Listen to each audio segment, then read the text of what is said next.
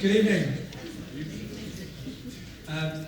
Welcome to our 26 Leeds Alumni Voices event. We can't control the weather, but we can ensure that you all have an extremely enjoyable evening. My name is Phil Steele. I'm Head of Alumni and Supporter Engagement at the university. We're in contact with 340,000-ish Leeds alumni across more than 190 countries worldwide, and it's our role to keep you in contact and involved in the life of your university. And whether you're a graduate of Leeds, a member of staff or a current student, you're all very welcome. Or indeed a guest, you're all very welcome this evening. I'd like to say a particular thank you to those in the audience who support Leeds, whether through the gift of money or, as Jacqui has this afternoon, through time and expertise as a volunteer. You are a critical part of making Leeds what it is, and I really can't overstate the positive impact that you have on current and future generations of students, and we're really grateful. Just a couple of points of housekeeping before we start the main event.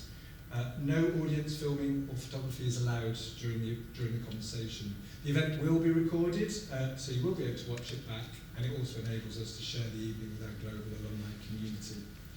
Secondly, there are no scheduled fire drills this evening, so if the fire alarm goes off, it's the real thing. You will be guided to the nearest exit. Please assemble in the grassy area which is outside the entrance where you came in.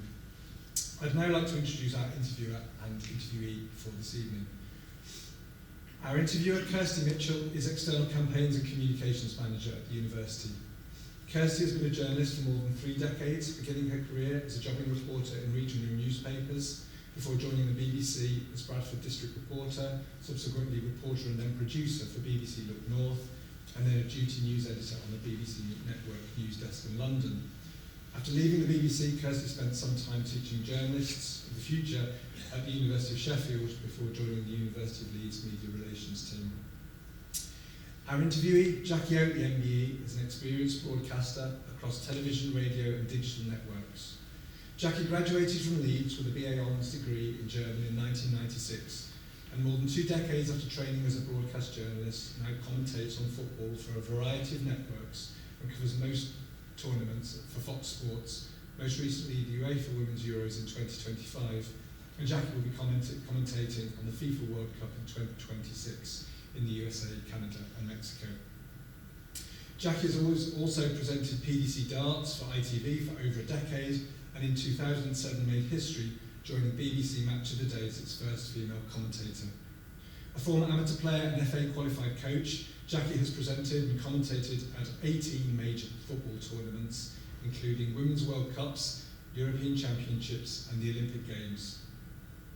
Jacqui serves on the National Committee of the Football Writers Association and is an ambassador for women in football, and she was awarded an MBE in 2016 for services to broadcasting and women's football. We are delighted to welcome her back to Leeds. So please can I ask you to give them both a warm welcome.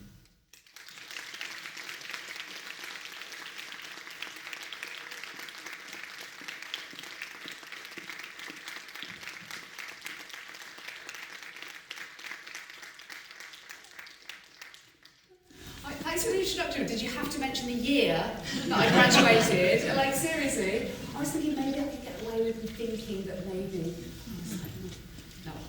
No, it's out there now, it's too late. We're going to have to be honest tonight. Are you sitting comfortably, Jacqui? Yes! Thank you. Okay, then I'll begin. So we thought we might start with what I suspect might be one of the highlights of your career to date. So I think by the magic of technology, we're just going to play a little clip from... Winning goal to put England into this final, and this would be to win it for England.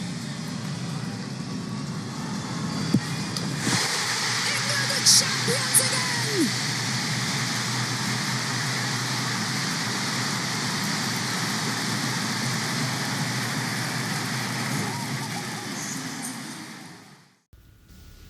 Bit of context, that's for Fox Sports in the USA, where they don't want us to commentate after the initial goal because their way of doing things is to let the moment breathe and for it to tell the story of itself. So if you're thinking, why isn't she saying anything else? I did say something else to put into context, but you have to let it breathe because that's a different style, which is something that I've learned over the years, that commentary styles over here is very different to... I was going to ask you about that, because A, how did that feel? It must have been a sort of I need to pinch myself moment, but B, how do you deal with such a seminal moment like that? It must be so tempting to just kind of overdo it and join in and just start sort of screaming and shouting with everyone else. Just go a bit nuts. Yeah. Yeah. Well, some commentators do, don't you?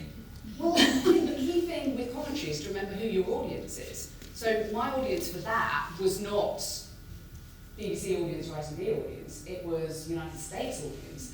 And whilst there'd be a lot of viewers who are English and even just wanting England to win, there are probably lots of Scottish people in America who really didn't want England to win as well, and not to mention Spanish. So throughout that tournament, I was very mindful of, yes, I had an English accent, of course.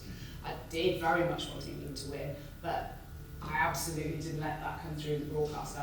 I let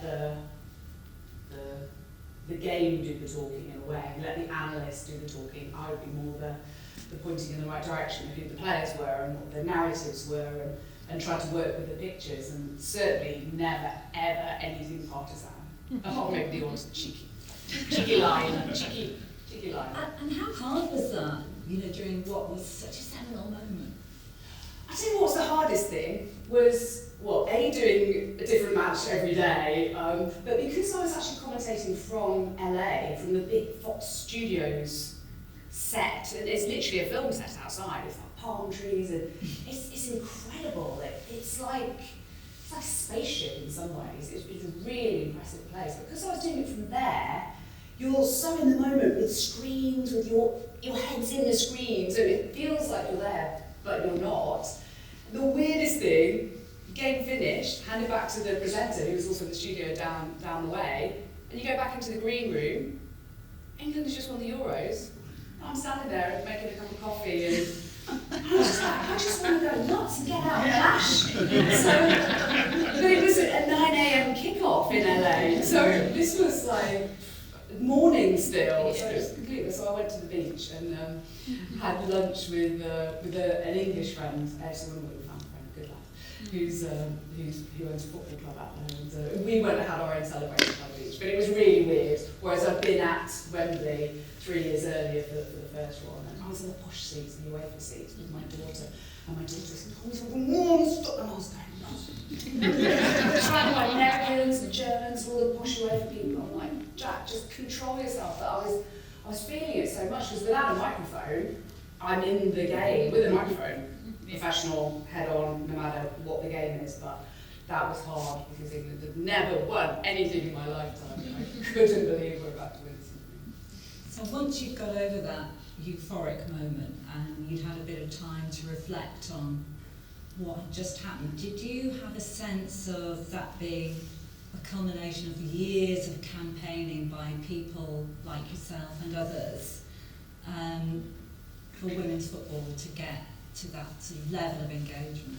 Yeah, it felt really special. It felt special the first time around because my first professional women's match I went to, I remember I was on crutches, so it had to have been 2000, I think, 2001, FA Cup final at Crystal Palace's ground. There were probably about 13,000 there. It wasn't actually a bad turnout in those days, but I started covering women's football for BBC in 2004-05, and the first Women's Euros 2005. Man United had just cancelled their women's team because it wasn't making them money, so that was actually cancelled on the eve of the Euro.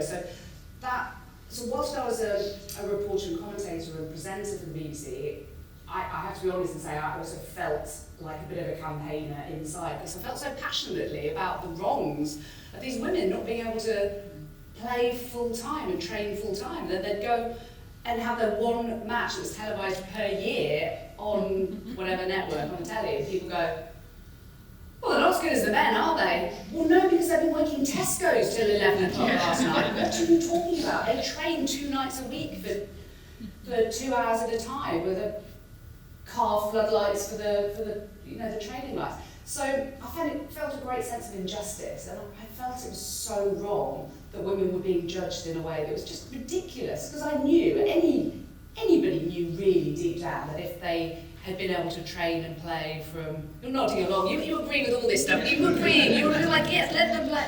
Like if they could actually, if I was allowed to play from an early age, or if I was given a ball instead of a Barbie, and my brother who hates football was given a football, what would you give him for? Don't wasted football. So had I been able to play, or had all those girls of my generation been able to play and been coached in the way that the boys did, and hadn't been called tomboys like I was, and when I did develop a passion for football, had there been any football teams around that I could have gone to? Now, I was no loss to the game, but what about the talent that was lost to the game through lack of opportunity? So I did feel, and hearing all the comments, and obviously with colleagues, because realistically they were brought up in an era where women didn't play, so therefore people thought women couldn't play. So they didn't play, equating their minds to couldn't play, but they only couldn't play because they didn't play. So it was ridiculous. And now you look at that little lot, and then you can see what they can do, and now we have liftoff. But where did it all begin for Jacqui Oatley then? So can you sort of take us back to the moment where you first did put the Barbie down, leave the Barbie on one side, pick up the football, how did it start? Where did that love of football begin? Yeah, not from family. Nobody in my family is interested in football. Not from friends. None of my girly friends. None of my friends were into football. Literally nobody. So the usual introduction is from a brother or a neighbour or a dad, or none of that. So I was always into sport in an innate kind of way. I always watched the Open golf. Always watched the Masters. Always used to watch the Olympics wall to wall, Wimbledon wall to wall. PE was the highlight of my week, and I would just dread the 3 pips of Mrs. Slater's whistle. It was the end of my 50-minute pathetic amount of PE per week. That was it. There was no after-school clubs. There was hardly any. There was no weekend sports. So so for me it was, I accidentally saw a game on TV one day. I was too lazy to get up to the other side of the room to turn the channel as you had to in those days. And I just thought, what's this? This is like my sport. This is my sport. And from that day onwards, I've been really weird. And I went and got the newspaper that previously I'd turned to page 3 for what time's Coronation Street on, I ticked that, and then Juliet Bravo and ticked that, and whatever else it was. And from that day on, I went to the back page and went, right, okay, what we got here? Football, Wolverhampton Wanderers, right, I'll support them. And that is, I think people think I'm a glory hunter, being a Wolves fan. It's not actually the case. I'm actually born and bred, so glory didn't have much to do with it. Although I mean, it helps. It helps for us to take you through there. So from that day onwards, it was up to my bedroom. Ross, Matt Goss, sorry lads, you're out of here. Jackson, whoever it was, can't remember. But Ross mostly. Just ripped down, and then match shoot 90 minutes, everybody cut out, like anybody. And I woke up next to a St Mirren player called Chick Charnley, and Tim Sherwood in a Norwich shirt, and whatever stickers I had, I just stick on my nose. Yeah, and I just became obsessed, completely obsessed. Literally, almost overnight. And my girly friends thought, I was just going to say, how was that received by friends and family? Yeah. Parents just let me go on with it, and thought it was funny. My friends just thought it was because of boys that I wanted to pull boys. That hadn't occurred to me at all, because I didn't fancy footballers at all. And no, not at all. And then, And then people realised obviously it wasn't a passing phase, and then I started going to matches. And never stopped going to matches, and would go to reserve Wolves matches, which is a bit weird. I went to Telford when they played at Telford. This is really odd behaviour, isn't it? And I would go to reserve matches because it was free with my season ticket that cost £75. And I'd go to Molyneux at lunchtime and hang out in the porter cabin where it was a club shop. And then I'd go on the supporters coach. I'd either go in the car with friends if they were coming, and if they didn't want to go to the match, I'd go on the supporters coach anyway. And trains and Grimsby and Sunderland. From Wolverhampton, yeah. And then came up here to Leeds and had a little Fiat Uno, which was like, it was more like a baked bean tin. It's like, when you open the door, you didn't have a key and a handle, it was more like you peel open the front. And it had a Wolves on Tour sticker, and I used to drive around Leeds. I got it smashed in a couple of times, and just replaced the glass and carried on. And put the sticker back up. And yeah, carried on going to Wolves games here. Spent all the student loan on. So you arrive in Leeds. Tell us about life in Leeds. Yes, so I came to, I don't know if you're all local, I'm guessing you all know the area quite well, but North Grange Road, I was in a house where James Bailey Flats is at the end of that road, and halfway up that road on the right was a big house that was owned by the university, and I was put in there. There were 14 of us girls. So my parents drove me up the first day, and I came up into my room. I had a roommate.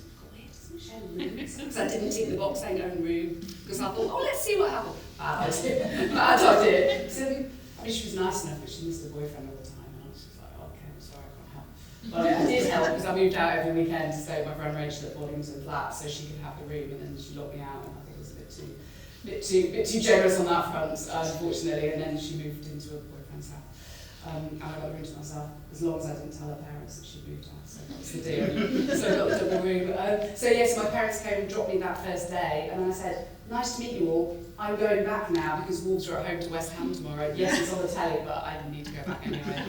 And I went back for a 0-0 draw between Wolves and West Ham, and then drove back up after everyone had bonded. Not a great idea. First lesson learned at university is just stay for the first weekend. And yeah, it was eye-opening because I was only 17. I was only a baby. I'd gone through school for some reason a year ahead of what I should have been. I'm clearly not a child genius. We've all established that. And it was always a year ahead. And then when it came to choosing universities, my friend Rachel said, well, have you sorted your university place out yet? And I went, oh, we've got to do that now. And she went, yeah. And I said, where are you going? She went, Leeds. I went, great, I'll go there. And literally, this is what happened. And she said, well, of course you do. I said, I'll do German, I can speak German a bit, so I won't have to do much work. And how wrong I was. Oh my God, because I love speaking German, but then, because I hadn't read the course brochure, obviously, I then started the course, and I'm like, what's that on the board? Like, what's that? And it was Middle High German, which was medieval German before it became German. And I had to read books in this language that wasn't even German. German was hard enough. And I was like, what have I done here? So I knew I chose the course. But yeah, I just got on with it. But you found a football team. Yeah. I mean, I failed my first year, obviously. Because I haven't done any work, I just worked football all the time. And but the best thing was I met a girl called Emma who was on my course. She hated grammar, and I loved grammar, loved all the endings and all the weird stuff and all that.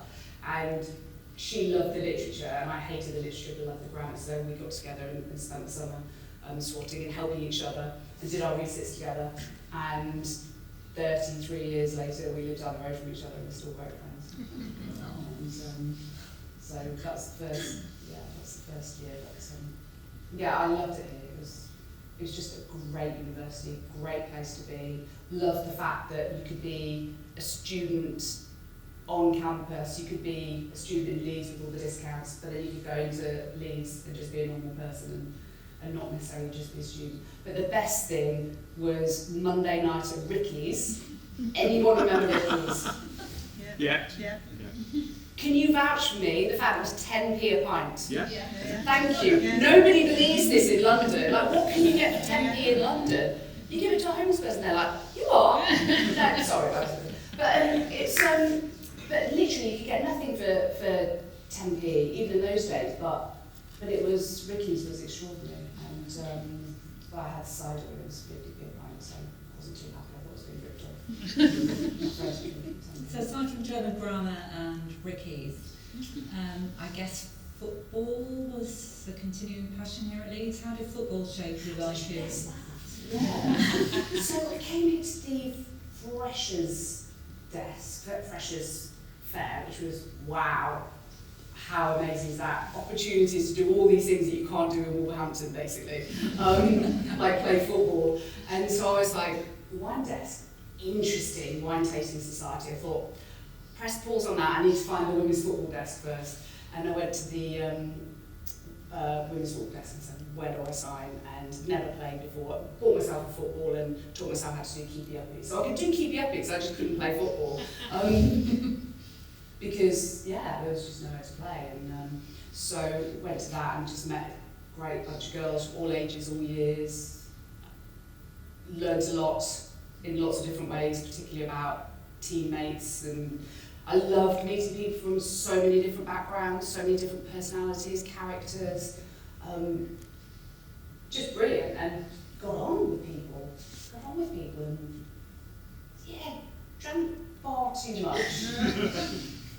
Especially, the first lesson I learned is being a 17-year-old. So you've got all these questions weighing on about football and beer, but it's got big question. But being in Woodies, I remember being in Woodies, and you have to go back to back, and I was so wet behind the ears, literally every minute I was. And so I had my pint of Scrumpy Jack or Merrydown. Do you remember how strong that stuff is? Yeah.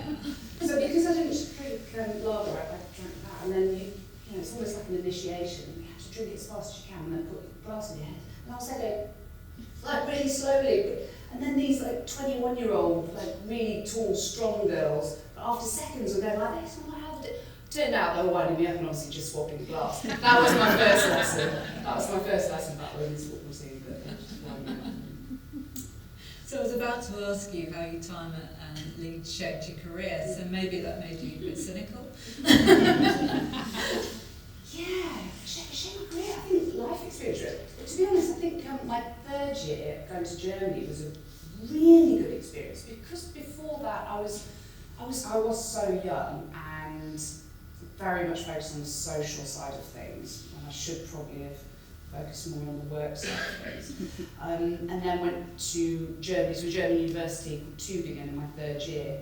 And yeah, so I was 19 by that point. I was away from Rachel, my best friend, away from all the people I knew. I didn't know any, I hadn't gone with anybody else. And there were a lot of Americans there, so I thought, oh, I need to improve my German. So I bought a television, one of those big, massive portable televisions, and I bought a Collins German dictionary. And I thought, I need to practice my German here. So I just watched football with subtitles on, and just any words I didn't know, I would look up in this Collins dictionary and kind of train myself to improve my German. And yeah, and it was quite difficult, because it was the first time that I had to really do anything for myself. I'd always had friends arrange social life, and I was very much a bit more of a sheep than a leader. And you know, we talk about where we're going on Saturday. I'm like, yeah, I'm fine with that. Where do you want to go? Yeah, whatever, I'm fine with that. I'd never really think, come on, let's do that. I'd never do that. Just too lazy, I think. And again, it came from them being older. I just sort of let them lead the way. And then suddenly I was 19 and living abroad, and living with flatmates, and the German students there all were like really conscientious. I wasn't used to this. I'm like, oh, you're all working, what should I do? And had somebody, a guy in the flat that I was allocated, had quite serious mental health problems, and that was new to me. I hadn't encountered that in my life. I do now. My brother has paranoid schizophrenia, unfortunately, but at the time I wasn't sure how to handle this, and he attacked a male friend of mine who came to visit, a proper physical fight, and he ripped the hair out of this guy's head, and he was already quite thin. It was just all down the corridor, and it was and I was just in a situation. I was like, how do I handle this? What do I do? So I had to work out. So he was being looked after by mental health authorities. He was trying to integrate back into the community, but I had to move flats as a result of that. And there were just various things that happened over the year, different challenges, and I had to work a way out of it myself. And I think really that was the start of me developing my own personality, my own layers of resilience, because when you end up doing lots of different types of jobs that are challenging, in my case it's broadcasting to millions and challenging in a way, or the abuse that you get online, or in my case, in actual real life, letters that were sent to me on a regular basis, very, very threatening, death threats and stuff that have kind of happened over the years. Those sort of things. I think you develop layers of resilience through experience. I don't think you can go from here to there and go from being wet behind the ears to, yeah, I can handle this, yeah, I'm absolutely fine. I think that's pretty difficult to do. So I think all of us through life build our different experiences through, or resilience through setbacks, through adversity. Here at Leeds, unfortunately, one of my worst experiences in my entire life happened here at Leeds, which is just still beyond devastating. And my friend Emma, who I was telling you about just now, the one who we coached each other through our first year resits, who's now a high-flying legal counsel for one of the top banks in London. We lived together in fourth year because in the first year she got together with her boyfriend early on, Ben. He sadly was diagnosed with cancer, very, very, very close to losing his life on Christmas Day. Somehow came through that. She was really quite shaken up. We had our third year abroad. She really missed him big time, was really worried about him. He got cancer again. Somehow came through it a second time. He resat his third year here, and then in fourth year she decided not to live with Ben. She was going to live with me and another girl, and they'd obviously see each other loads, and we were both going to work really hard in that fourth year. The penny was finally dropping for both of us. We needed to knuckle down and get our degrees. And in the first week, her sister came up and started here at Leeds, Helen, from Surbiton. She'd been living with her dad for the previous 3 years that Emma had been away, and she came up to do Freshers Week. We saw her one of the nights, but we just wanted to leave Helen to it and just let her make her new friends. And so she did, and she went out and did the Otley Run, and there was a curry house up by Woodies, as far as I recall. And it was before mobile phones, and just before when she went across the road to book a taxi, and as she came back across the road on that, I think there was a really wide bend up there, pizza delivery driver hit her as she was crossing the road. And the next morning I got a knock on the door from Ben's flatmate, who said Emma's sister Helen's been hit by a car. And I was like, oh, is it bad? Is it a nudge? Is it a bump? Is it, ankle swollen, or is it serious? Or he said, don't really know. And I said, oh, I was literally packing for football training. Do I not take my kids? I was just really confused. What was it? And he said, yeah, bring your football kit and just come down to the infirmary. I went, oh, okay, I'll take it anyway. And I went down there, and she was in a bad way, and unfortunately I switched off the life support machine, and she passed away in front of us.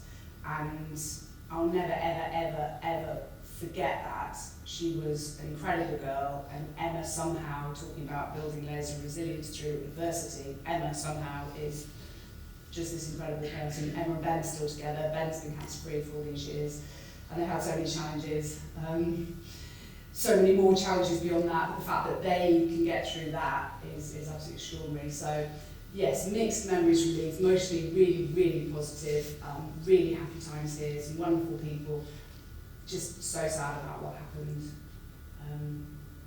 to Helen, unfortunately. Absolutely.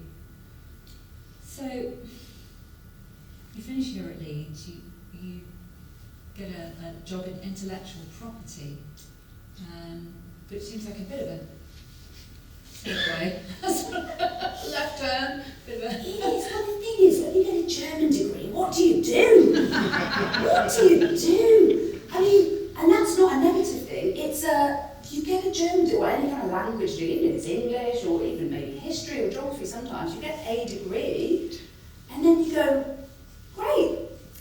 So, lots of doors are open to you, aren't they? If you do any of those kind of degrees that are not, I'm training to be a doctor and this is what I'm going to do. If it's not that, then you go, right, you've got all these doors. Which one do I want to knock on, and which one do I want to try and force open? Frankly, not a lot of people always know what to do. So I went travelling around the world for a year, which was brilliant, brilliant experience. Somehow came back £500 in credit. Don't know how I travelled the first 3 months around Africa with my friend Pip, and then got to Sydney. We had $17 left. Well, I need to get a job. Got a job. Got sacked because I agreed to swap shifts with a girl and put on 3 alarm clocks. Literally none of them went off in this hostel that I was staying in. I didn't test them. I thought one of them would work. Didn't go off. Anyway, the boss took unkindly to it.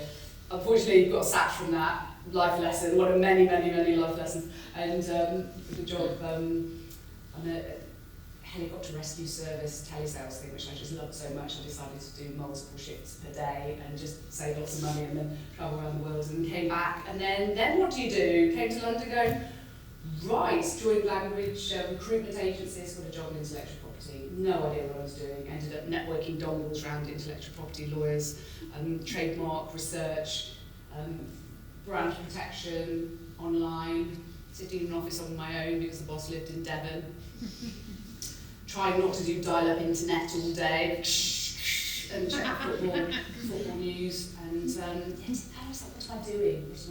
And then injured my knee badly, played football badly, and lovely score I'm not going to show you because it's before the award show. It's not pretty. And unfortunately, yes, I was back in London and working for this intellectual property company and played football every Sunday, went to watch Wolves still home and away every Saturday with the London Wolves Supporters Society, these old guys with their tippies and their Tesco carry bags, we got to train and go all over the country to watch the Wolves. And yeah, played for Chiswick Ladies on the Sunday, the Greater London League. And one day I got stretched for the ball, my kneecap went that way, the ball went that way, and I went that way, and I screamed a lot, and they all laughed because they thought I'd run into a wall, but it hurt a lot. And unfortunately, that was the end of my playing days. No loss to anybody whatsoever. Absolutely not my teammates. And thought, okay, if I can't play football and I'm trying to get on the train and watch Wolves, what do I do? And I just thought, well, I can't do this job because I can't get around. So I got another job in intellectual property, which turned out to be a disaster. Boss wasn't very nice, and Sheffield United fans are not big on there now. No offence, I'll try not to let that come through if I ever do it again, but he wasn't very nice. And I just thought, life's too short for this. In a working environment where they just had bars on the windows in my office in Fulham, and I used to look at those bars thinking, I don't have to be here. There's like a whole world out there of things you can do. And having travelled and lived in Germany and been around the world, and Australia and New Zealand, Thailand, Africa, I just thought I could do something else. I wasn't meant to do this. I don't know what I was meant to do. And I thought, it's not this. And I just thought, I'd love to be one of those people that go to football matches and talk on the radio and tell people what's going on, the people that I used to listen to. On 5 Live, I remember being in the South Bank at Molineux, where Wolves play badly. And I used to look up in the press box and listen on the radio and see which one of them was doing the report that I'm doing. I was like, oh, that's Eleanor Oldroyd. Oh, she's got the microphone down. Wow, that's Eleanor Oldroyd. How good is that? What a great job would that be? How do you do that? So I literally just went online and researched what job, how did people get into this? And it was a case of, well, they did hospital radio, right, phone up hospital radio. I did that one night a week, and I got the requests from the people in the wards, and then I go and do little reports that I sort of copy and pasted off the BBC website during the day. And then went to WH Smith and got Floodlight magazine. And some people have done journalism, so I'm like, okay, journalism, what's that? Introduction to journalism. Oh, I'll do that one night a week. So I did that, found out about a radio production course. So I was still in my job, and a few nights a week I was doing all this other stuff to try and just understand what people did and how it all worked. And I thought, right, 6 months of that, love this, great. How do I do it for a job? How does that work then?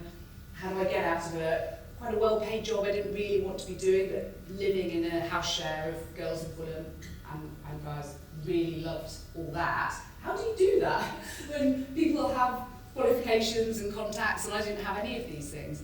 So I thought, I know, if I give up my job, then I'd have time to do full-time work experience. Brilliant. How do I pay the rent?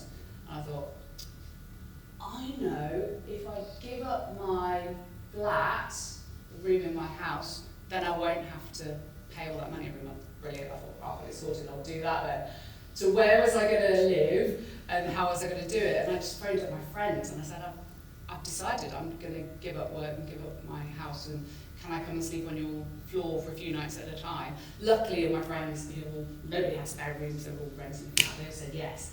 And so I just went around London with a duvet and a carrier bag and a pillow and some clothes and stuff, and literally would ask for work experience here and there. Haters Sports News Agency. Oh, it's amazing. It was amazing. Go to press conferences, and I ridiculously put my hand up and asked Glenn Hoddle a question, and he was the Spurs manager. Made the Daily Mail the next day, and I was just like, that's the most exciting thing in the world, to ask a question and the answer is vaguely interesting enough to be written in the paper. That's so exciting. I thought, I need to do this, and that's when I looked up brochures for postgrad. I wanted to do it properly. If you can't just get a job without qualification, so I ended up going back to Sheffield Hallam and started as a 27-year-old, my postgrad, and I wrote to all the local BBC stations and said, hello, I'm a mature student, I'm in a bit of a hurry, can I come and see you, can I come and spend some time with you? And I wrote to Sheffield, BBC Leeds, all the local stations, and I got one letter back from BBC Leeds TV News. That was it, that was my break, because it meant that I got in the building. And once I was in the building and got in front of people, and then was sent out on a sports news story to Leeds United, who were a complete basket case financially at the time. If you remember Peter Ridsdale and all that. And so I helped the news reporter with the background to the financial story, because I followed it all really closely. And he seemed to think that I might be vaguely useful or not be a complete pain in the neck for them going forwards, and that he agreed to introduce me to the sports editor. And this figure, this glorious figure just trails through the sports room, the newsroom. I'm like, that's Derm Tanner. And I just went up to him and said, hi, I'm a mature student in a hurry, can I see you? And I fainted on the first day, which was really embarrassing.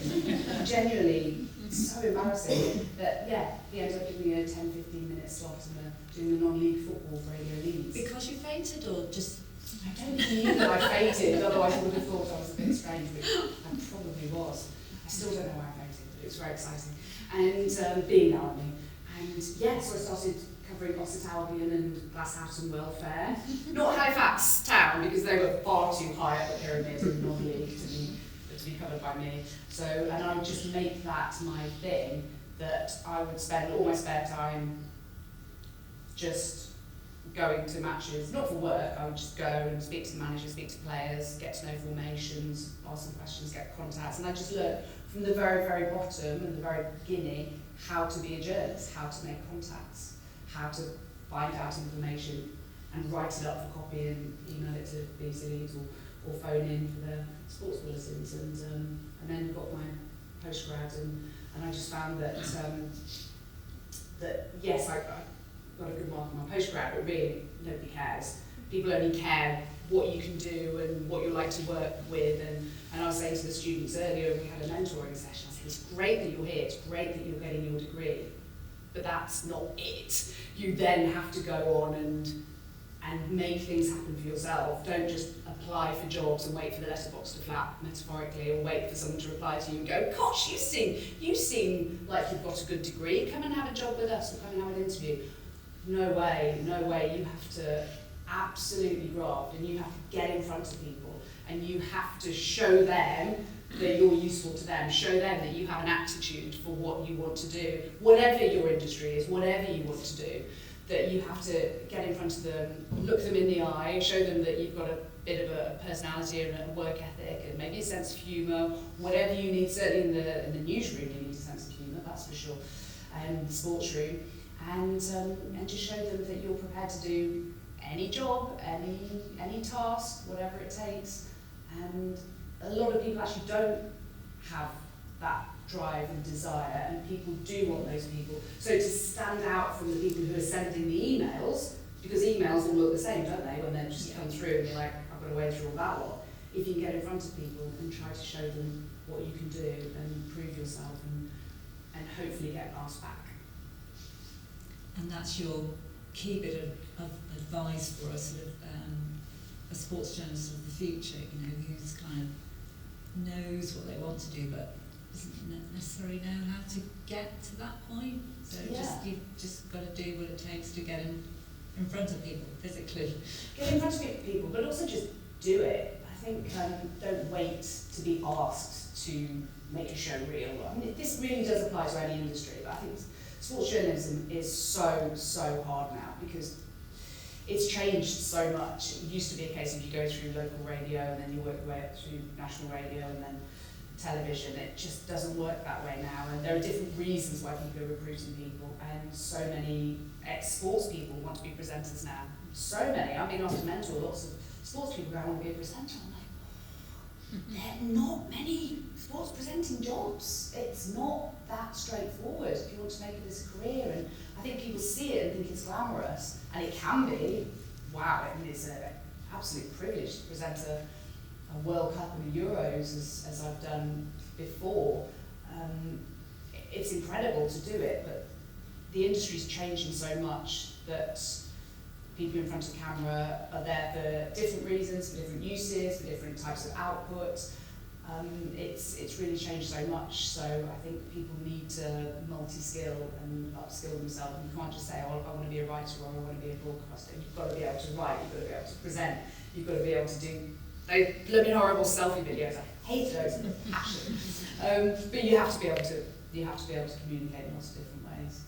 So yeah, I think just doing it and not being given permission to do it via a job or a day shift, you have to just do it anyway and show people what you can do. So can I take you back to the moment where I guess it was your sort of breakthrough moment in a way? You were the first female commentator on Match of the Day. So you'd done your stint at Park Avenue and you covered, I can't even remember, was it Glasshoughton?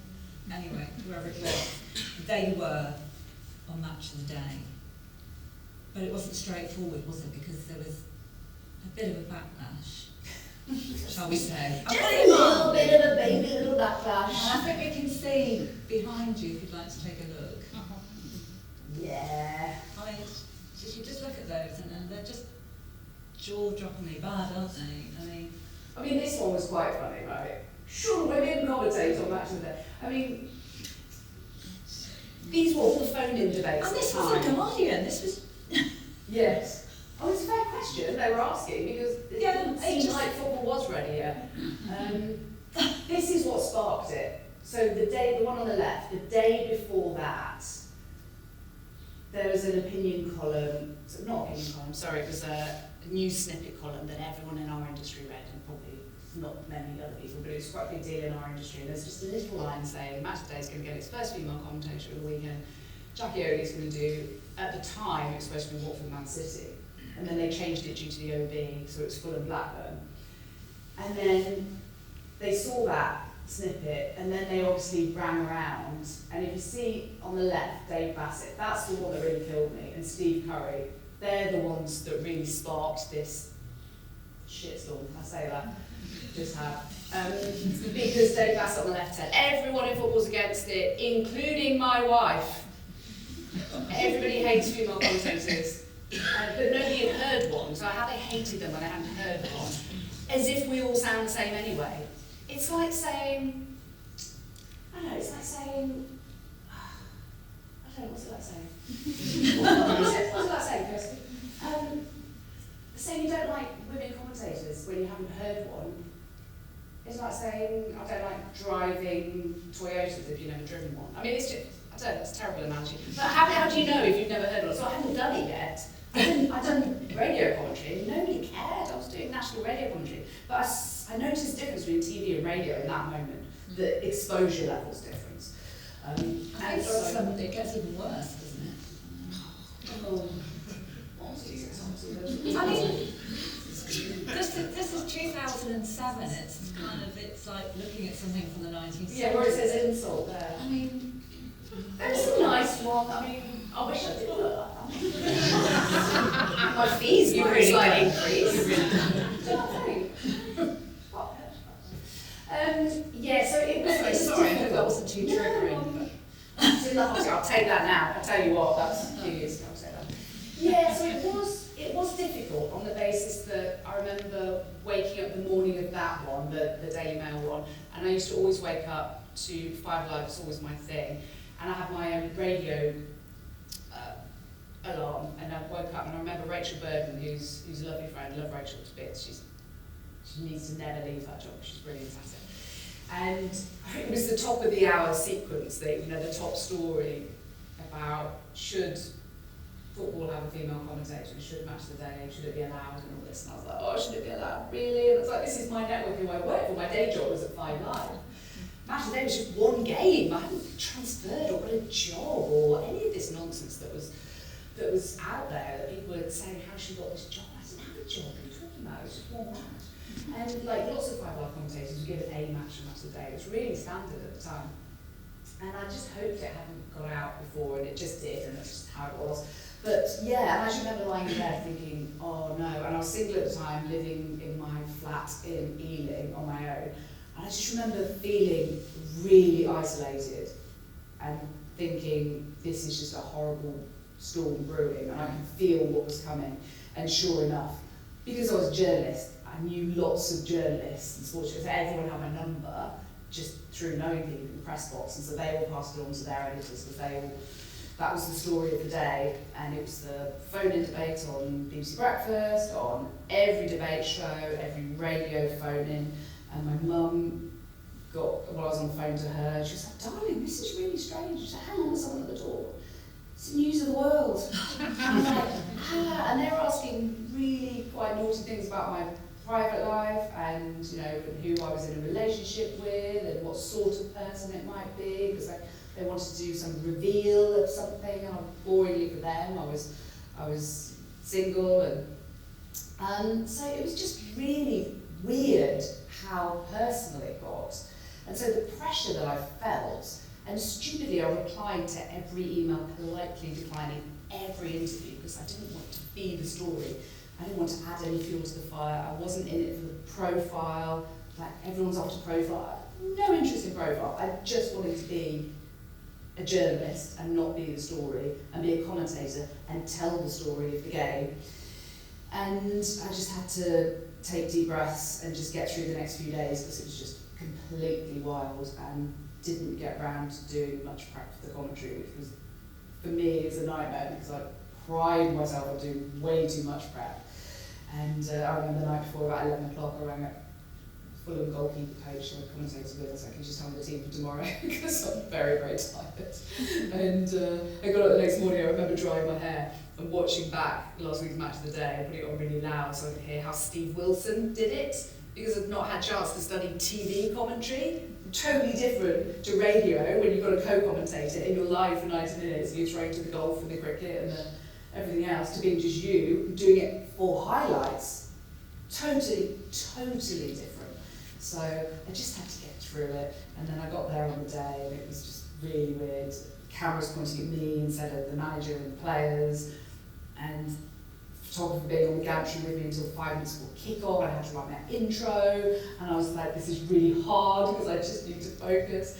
And the weirdest moment was, I looked down over the gantry, and the referee, who was Graham Cole, who was quite well known at the time, and I looked at him, and he looked at me, and he looked at me and went, good luck!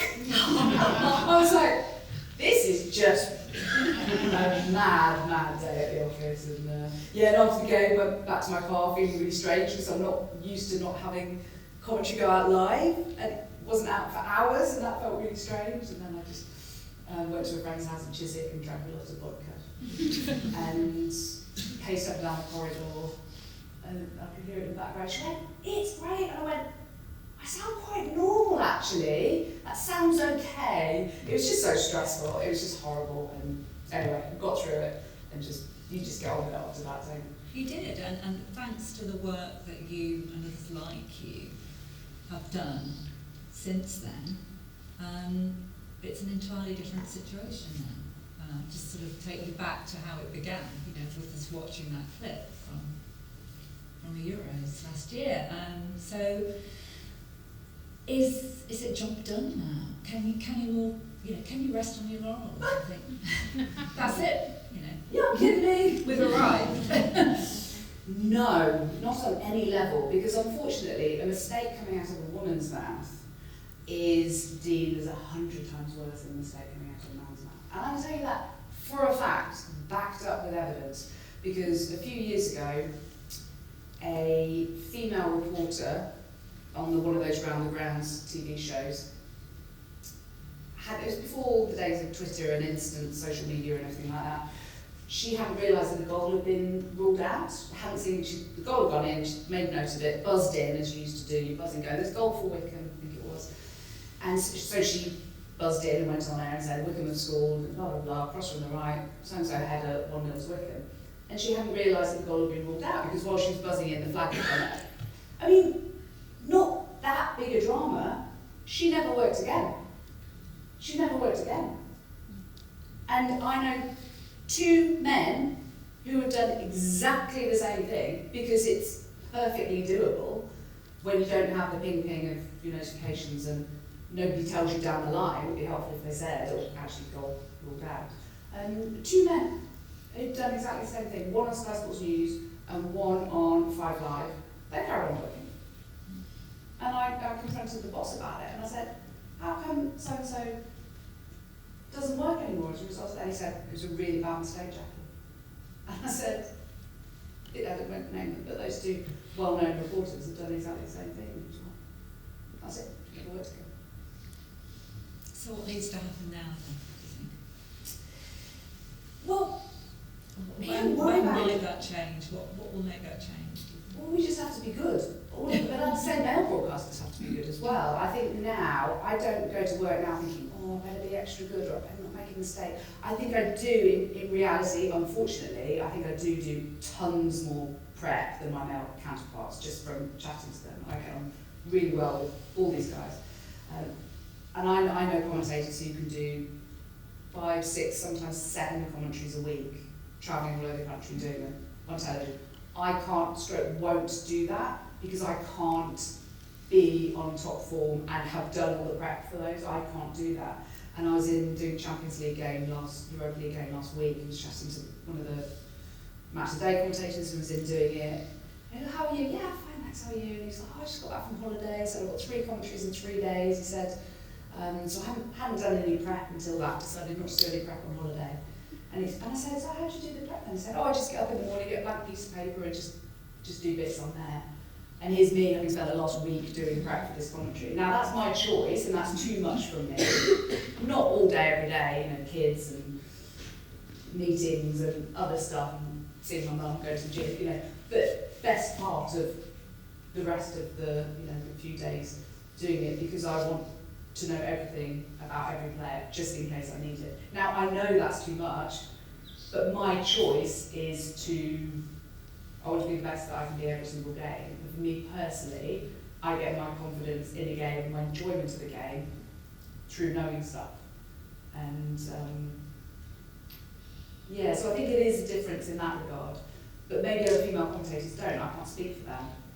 I can't, but I do know that I personally pride myself on having done literally everything I can for every day shift that I do, regardless of how well paid it is, whether it's one of the better paid gigs or the worst paid gigs, whether it's a high profile game, less high profile game. I still want to have all my bases covered because that means that I personally feel professional, and then I know that I've done the best I can do. And maybe it stems from all that, but I don't know. Any psychologists in the room? Does this turn into a couch? Maybe we talk this through.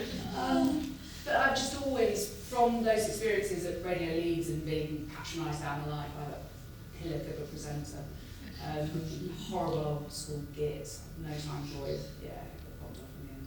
But he, it was of the time, it was very patronising, very unpleasant, and it was really difficult in those days doing that first match report for Bradford Park Avenue in an enclosed box where you can barely see the pitch. There's a running track in the way at the Horsefall Stadium, and these old guys kind of looking at you as if he's this blonde man with a clipboard and mobile phone. And I was like, "Don't listen to me, can you just go like that for a minute while I get my match reports?"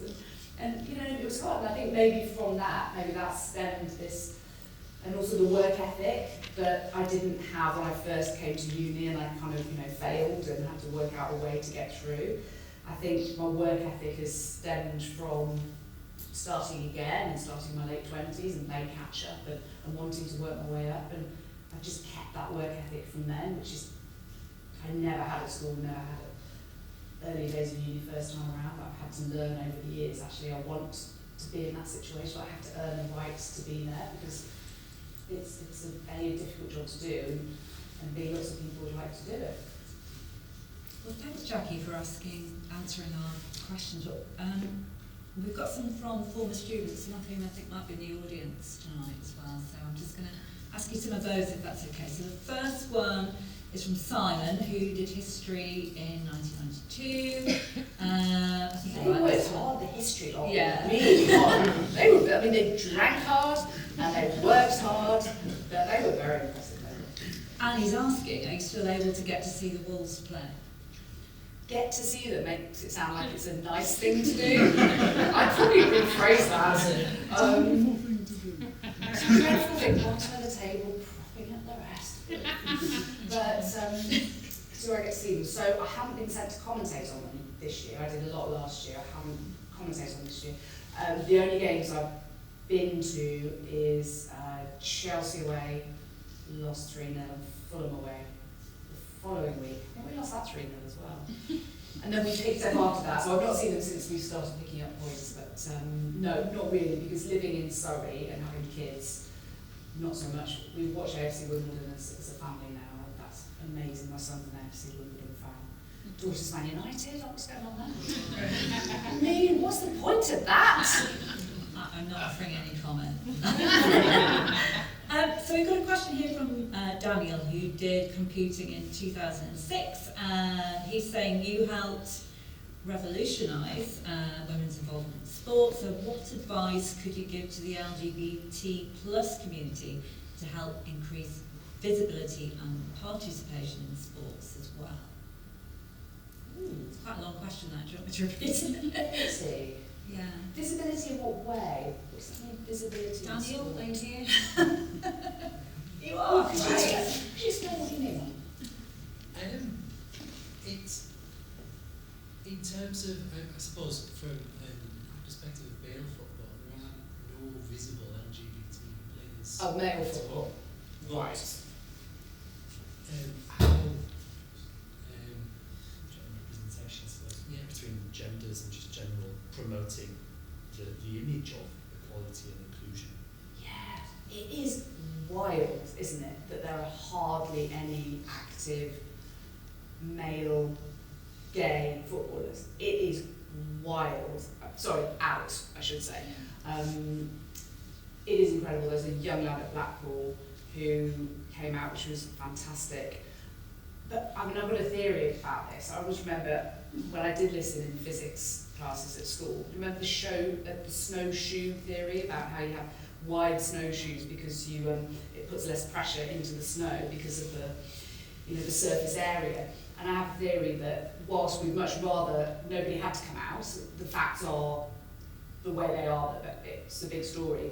So because there are gay male footballers, and of course it's their choice, if they choose not to come out, they'd just rather get on with that. I know of one who had an excellent career, and his teammates knew about it, and he's really well known.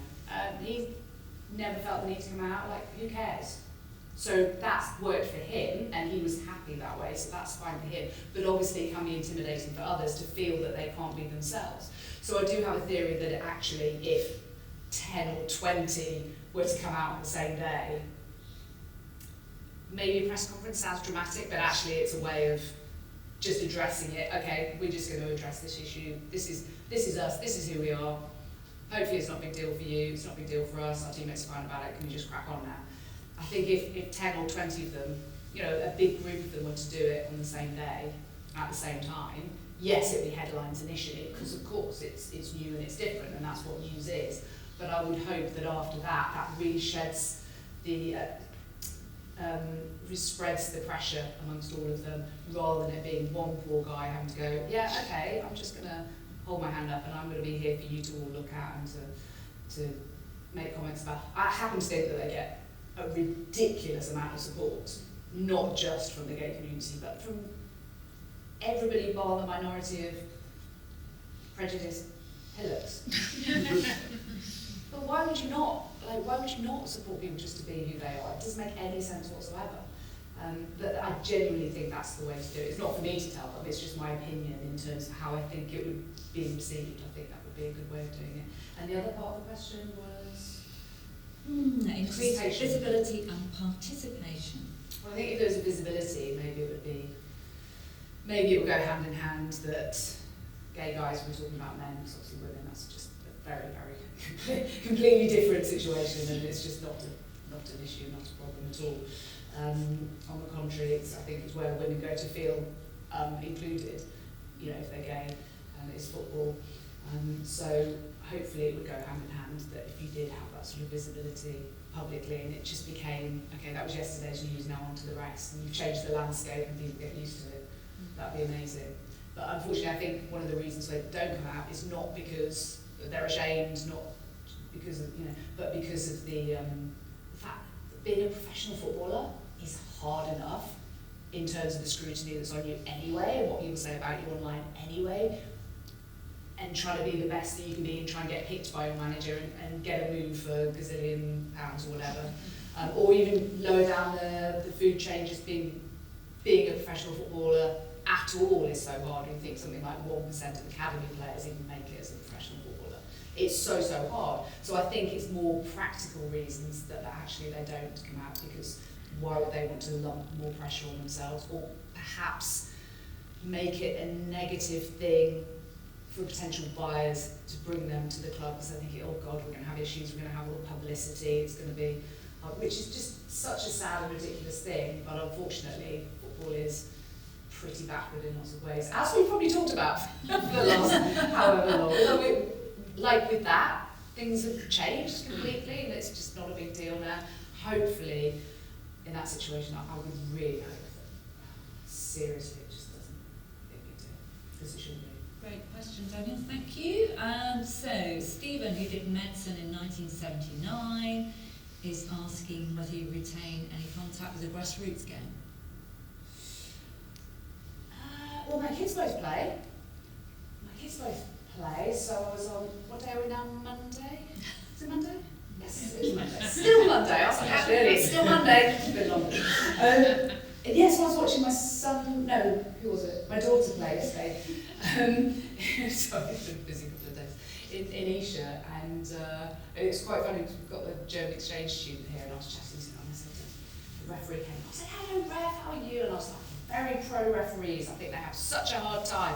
It's really hard, you know, you've got referees showing up, and they're like, can someone run the line? I was like, oh, if I have to, my knee's a bit bad, but no, I didn't have to in the end. I was like, very pro referees. By the end of the game, we're like, it was a blatant red card in the game. I can't believe you didn't give that penalty. By the way, I've got it on my phone recorded. And I was just like, I need to practice what I preach.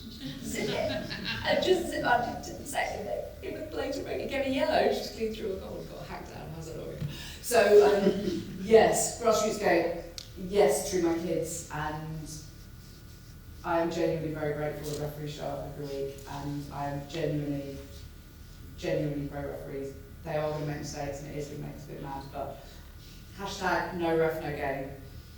So let's support referees and internalise our frustration. Okay, well here's another one which might take some thinking about, but if you could ask any sports person alive or dead one question, first, who would you ask? Oh. Nobody wants to hear about my Wolverhampton Wanderers fetish. So we won't. Well, it doesn't stop there. Is anyone need to know who do you support? Question. I support the Wolves. Do you, Mel? I support the Wolves. What do you support them for? I've lived in Wolverhampton since last year. Yeah, well, you're going to read about them, yeah? Oh, you remember when they were good, Matt, don't you? When they were positive. Are you a Wolves fan? What's going on? This is not. Hands up if you're a Wolves fan. Not my usual ratio. I promise I won't answer your Wolves question. Alive or Dead is really hard. should say this is Andrew in economics, who did economics and accounting in 1988, who's asking this very tricky question. Okay, well, if you could interview any sports I was going to personality. say a really, really sad answer, which is not what you really want to hear, but really sad, truthful answer is Matt Beers, the former Liverpool women's football manager, took his own life a few months ago. And I really, really, really, really, really wish that I could have spoken to him before. Not that I obviously could have stopped him changing that path, but I think the suicide, it's just the most horrific thing to try to contemplate.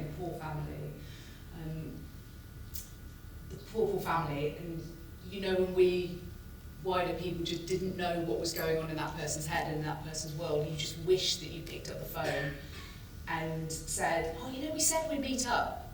Let's meet up next week. So that's one question I really wish I could ask someone. He's not with us now, but the kind of thing, is there anything that I could have done that could have, of course not, because he obviously had stuff going on, but sorry, that's a really sad answer, but I'd probably like to have dinner with Sir Alex Ferguson and ask him questions. I haven't interviewed him. I did make a bit of a fool of myself with him at Wembley once when there was a ban on the BBC. I don't know if you remember, he wouldn't speak to the BBC, some documentary about sun or something. Yeah. And I was with I was like, not BBC microphone. Daily Mail had done a piece saying Sir Alex Ferguson might speak to the BBC, and I thought, well, they just won a cup final.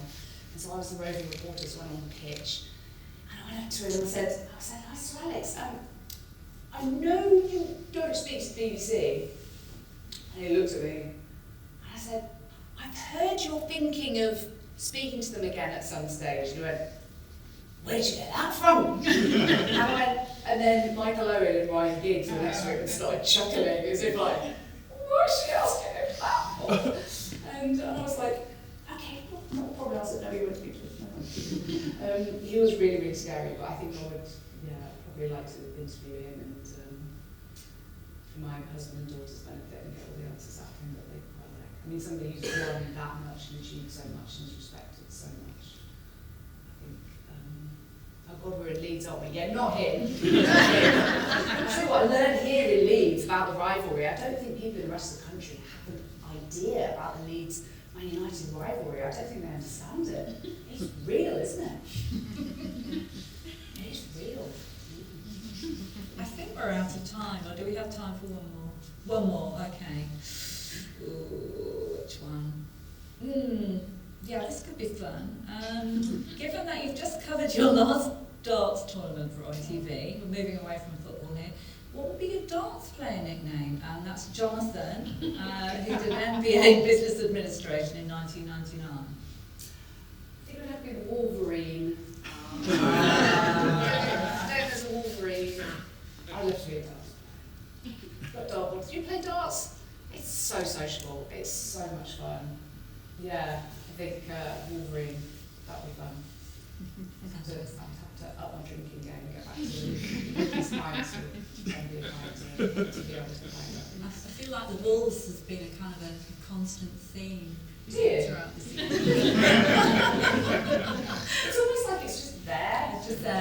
It's just below my brain, and it just kind of drops little droplets of thoughts. And if you were a stick of rock, you'd have Wolves.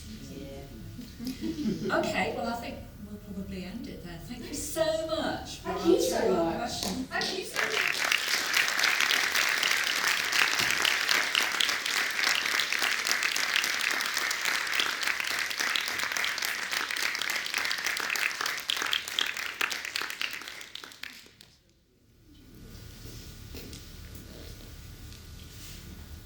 I can just let the conversation run on and on and on, but we need to let Jacqui go, or we need to let you go as well. So sadly that concludes our event.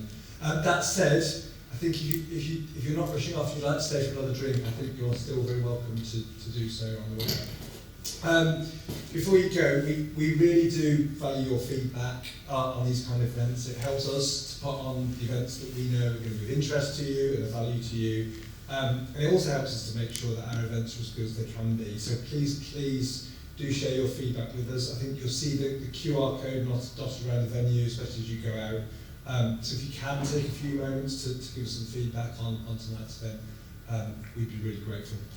And I'd like to finish just with a few short thank yous. I want to say a huge thank you to the event staff and the advancement team, particularly Natalie and Kirsty, for organising tonight's event, and also to our interviewer, Kirsty Mitchell. I'd obviously like to say a huge piece of support of thanks to you for coming and supporting our events, and in doing so, also helping us strengthen the Leeds family. It's really great to have so many people here. And if you engage with us, we will do more, so thank you for coming tonight. But finally, and to close it, I would like you to give one more thank you to our guest, Jacqui Oatley.